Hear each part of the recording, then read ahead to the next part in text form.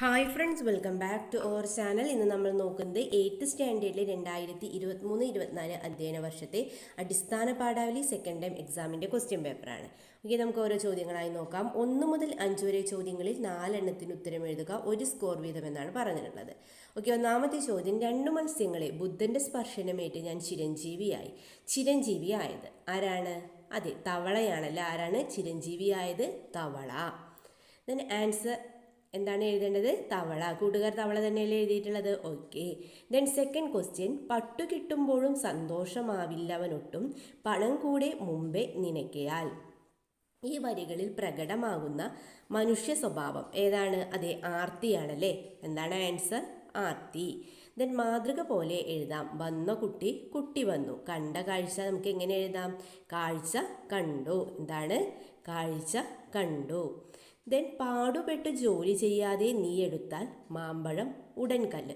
ഈ സന്ദർഭത്തിന് യോജിക്കുന്ന പഴഞ്ചൊല്ല് ഏതാണെന്നാണ് ചോദിച്ചിട്ടുള്ളത്. ഏതാണ്? അതെ, എല്ലുമുറിയെ പണിയെടുത്താൽ പല്ലുമുറിയെ തിന്നാം. ഏതാണ് ആൻസർ? എല്ലുമുറിയെ പണിയെടുത്താൽ പല്ലുമുറിയെ തിന്നാം. ദെൻ ശരിയായ പദച്ചേരുവ ഏത്? ഇതിൽ ശരിയായത് ഏതാണ്? യെസ്, വെട്ടിക്കളഞ്ഞു, വെട്ടിക്കളഞ്ഞു, വെട്ടിക്കളഞ്ഞു, വെട്ടി അധികം കളഞ്ഞു അല്ലേ. ഇതാണ് ഇതിൽ ശരിയായ പദച്ചേരുവ. ഓക്കെ. ദെൻ 6 മുതൽ 8 വരെ ചോദ്യങ്ങളിൽ 2 എണ്ണത്തിന് 2ഓ 3ഓ വാക്യത്തിൽ ഉത്തരം എഴുതുക. ഇപ്പോൾ ഏതെങ്കിലും 2 എണ്ണം കൂട്ടുകാർ എഴുതിയാൽ മതി. പുസ്തക സഞ്ചിയിൽ കൊച്ചുനെല്ലിക്കയും പച്ചപ്പുളിയും ഒളിച്ച കാലം, പുതുവർഷം. ഇവിടെ സൂചിപ്പിക്കുന്ന കാലത്തിൻ്റെ 2 പ്രത്യേകത കുറിക്കാനാണ് പറഞ്ഞിട്ടുള്ളത്. നമുക്ക് എന്തൊക്കെ എഴുതാം? അതെ, നിഷ്കളങ്കമായ കാലം, അതുപോലെ തന്നെ എല്ലാവരെയും ഒരുപോലെ സ്നേഹിച്ചിരുന്ന കാലം. എന്തൊക്കെയാണ്? നിഷ്കളങ്കമായ കാലം, അതുപോലെ എല്ലാവരെയും ഒരുപോലെ സ്നേഹിച്ചിരുന്ന കാലം. അതുപോലെ ഏതെങ്കിലും 2 പ്രത്യേകതകൾ കൂട്ടുകാർ എഴുതുക. ഓക്കെ. ദെൻ അർത്ഥവ്യത്യാസം വരാതെ ഒറ്റ വാക്യമാക്കുക. പെട്ടെന്ന് മാവിൻ്റെ ചുവട്ടിൽ വലിയ ശബ്ദം കേൾക്കുന്നു. കുട്ടികളെല്ലാം ശിഖരങ്ങളിൽ നിന്ന് താഴെ വീണുപോയി. ഇതിനെ നമുക്ക് എങ്ങനെ ഒറ്റവാക്യമാക്കി എഴുതാം? അതെ, പെട്ടെന്ന് മാവിൻ്റെ ചുവട്ടിൽ വലിയ ശബ്ദം കേൾക്കുകയും കുട്ടികളെല്ലാം ശിഖരങ്ങളിൽ നിന്ന് താഴെ വീഴുകയും ചെയ്തു. എങ്ങനെ എഴുതാം? പെട്ടെന്ന് മാവിൻ്റെ ചുവട്ടിൽ വലിയ ശബ്ദം കേൾക്കുകയും കുട്ടികളെല്ലാം ശിഖരങ്ങളിൽ നിന്ന് താഴെ വീഴുകയും ചെയ്തു. ദെൻ 8ാമത്തെ ചോദ്യം, നമ്മൾ മീനുകൾക്ക് 4 ചുറ്റിലും കണ്ണു വേണം, ഒരിക്കലും എടുത്തു ചാടരുത്. 2 മത്സ്യങ്ങൾ. അഴകൻ്റെ ഈ വാക്കുകളുടെ പൊരുളെന്ത്? എന്താണ്? യെസ്, എന്താണ്? അതീവ ശ്രദ്ധ വേണം. അതുപോലെ തന്നെ എന്താണ്? ചുറ്റും ശത്രുക്കളാണ്. ഈ വാക്കുകളുടെ പൊരുൾ എന്താണ്? അതീവ ശ്രദ്ധ വേണം. അതുപോലെ തന്നെ എന്താണ്? ചുറ്റും ശത്രുക്കളാണ്. ദെൻ 9 മുതൽ 14 വരെ ചോദ്യങ്ങളിൽ 5 എണ്ണത്തിന് അരപ്പുറത്തിൽ കവിയാതെ ഉത്തരം എഴുതാനാണ് പറഞ്ഞിട്ടുള്ളത്. 9ാമത്തെ ചോദ്യം നോക്കാം. എല്ലുകൾ ഉന്തി നിൽക്കുന്ന ആ ശരീരവും വളഞ്ഞ നട്ടെല്ലും ഒട്ടിയ കവിളും കുഴിഞ്ഞ കണ്ണും അർദ്ധനഗ്നമായ ശരീരവും ഒറ്റ നോട്ടത്തിൽ തന്നെ അയാളെ ഒരു കൃഷിക്കാരൻ എന്ന് വിളിച്ചു പറയും. നെക്സ്റ്റ് നോക്കൂ. അയാളുടെ കാലടികൾ ഇടറുന്നുണ്ടായിരുന്നു, കൈ വിറയ്ക്കുന്നുണ്ടായിരുന്നു, കണ്ഠം ഉണങ്ങിക്കഴിഞ്ഞു. ഹൃദയത്തിൽ നിന്ന് ആരോ നടത്തുന്ന വാഴവെട്ടിൻ്റെ മാറ്റൊലികളും ആ വാഴവെട്ട്. എന്താ പറഞ്ഞിട്ടുള്ളത്? സന്ദർഭങ്ങൾ വിശകലനം ചെയ്ത് മർക്കൂസ് ചേട്ടന് മണ്ണിനോടും കൃഷിയോടുമുള്ള സ്നേഹത്തെക്കുറിച്ച് കുറിപ്പ് തയ്യാറാക്കാനാണല്ലേ പറഞ്ഞിട്ടുള്ളത്. കുറിപ്പിൽ നമുക്ക് എന്തൊക്കെ ഉൾപ്പെടുത്താം? അതെ, വാഴവെട്ടുന്ന കഥയിലെ മർക്കൂസിനുള്ള സ്ഥാനം, അതുപോലെ തന്നെ എന്താണ്? കൃഷിയോടും മണ്ണിനോടുമുള്ള സ്നേഹം വെളിപ്പെടുത്തുന്ന കഥാസന്ദർഭങ്ങൾ. ദെൻ കൃഷിയോടുള്ള ആത്മാർത്ഥത. അതുപോലെ ലാസ്റ്റ് എന്ത് എഴുതണം? കൂട്ടുകാരുടേതായ ഒരു കാഴ്ചപ്പാട്, അതായത് നിങ്ങളുടെ സ്വന്തം കാഴ്ചപ്പാട് കൂടി എഴുതണം. ഓക്കെ. ദെൻ 10ാമത്തെ ചോദ്യം, കിട്ടിയതൊന്നും മതിയല്ല, പിന്നെയും കിട്ടിയാലും മതിയല്ല ദുരാഗ്രഹം. കിട്ടും പണമെങ്കിലിപ്പോൾ. 10 കിട്ടിയെങ്കിൽ 100 മതിയെന്നും ശതമാകിൽ സഹസ്രം മതിയെന്നും ജ്ഞാനപ്പാന. വരികൾ താരതമ്യം ചെയ്ത് കുറിപ്പ് തയ്യാറാക്കുക. അപ്പോൾ എന്താണ് കൂട്ടുകാർ എഴുതേണ്ടത്? ആദ്യം തന്നെ ഈ 2 വരികളുടെയും ആശയം എഴുതണം. അതുപോലെ തന്നെ മനുഷ്യൻ്റെ പണത്തിനോടുള്ള ആർത്തിയെക്കുറിച്ച് എഴുതുക. ദെൻ സമകാലിക പ്രസക്തി, വരികളുടെ സമകാലിക പ്രസക്തി എഴുതുക. ലാസ്റ്റ് എന്ത് എഴുതുക? കൂട്ടുകാരുടേതായ സ്വന്തം കാഴ്ചപ്പാടും കൂടി എഴുതുക. അങ്ങനെ തന്നെയല്ലേ കൂട്ടുകാർ കുറിപ്പ് തയ്യാറാക്കിയിട്ടുള്ളത്? ഓക്കെ. ദെൻ 11ാമത്തെ ചോദ്യം, മണ്ണിൽ എവിടെയെങ്കിലും ഉണ്ടാവും ജീവനെ കുളിരണിയിക്കാൻ നിറയെ വെള്ളമുള്ളൊരിടം. കിളിമകളോട് യാത്ര പറഞ്ഞ് വെള്ളം വറ്റിത്തുടങ്ങിയ പാറയളുക്കുകൾക്കിടയിലൂടെ അവർ യാത്ര തുടങ്ങി. അഴകൻ്റെയും പൂവാലിയുടെയും പ്രതീക്ഷയാണോ സന്ദർഭങ്ങളിൽ തെളിയുന്നത്? നിങ്ങളുടെ അഭിപ്രായം കുറിക്കുക.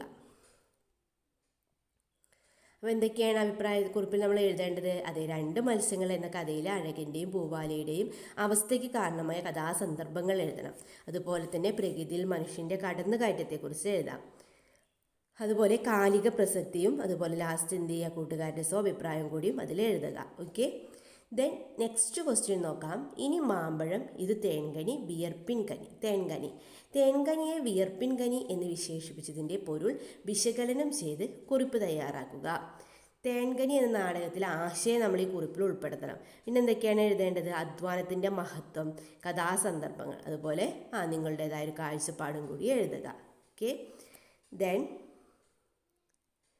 13ാമത്തെ ചോദ്യം നോക്കാം.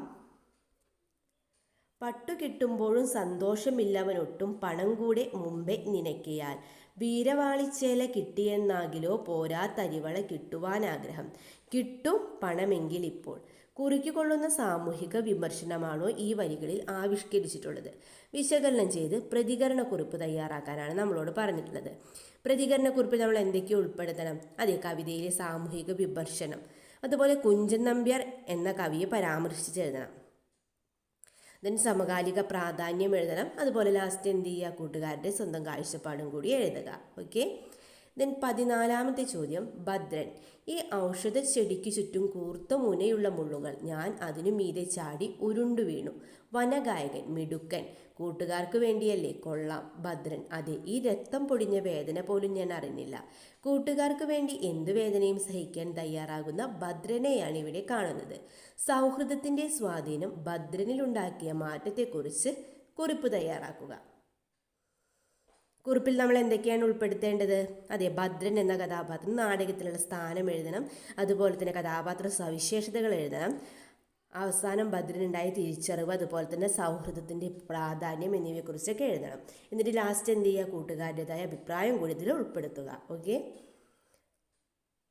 ദെൻ 15 മുതൽ 17 വരെ ചോദ്യങ്ങളിൽ 2 എണ്ണത്തിന് ഒരു പുറത്തിൽ കവിയാതെ ഉത്തരം എഴുതുക. 6 സ്കോർ വീതം എന്നാണ് പറഞ്ഞിട്ടുള്ളത്. ഓക്കെ, നമുക്ക് നോക്കാം.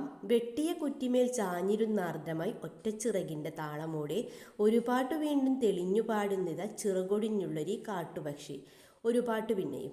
പുഴയുടെ ചോര കക്കിയ ജഡം പോലെ അവിടവിടെ കലക്കുവെള്ളം തങ്ങി നിന്നിരുന്നു. കാടായി നിറഞ്ഞു നിന്നിരുന്ന കാവിൻ്റെ ഓർമ്മ പോലെ 4-5 മരങ്ങൾ മാത്രം, 2 മത്സ്യങ്ങൾ.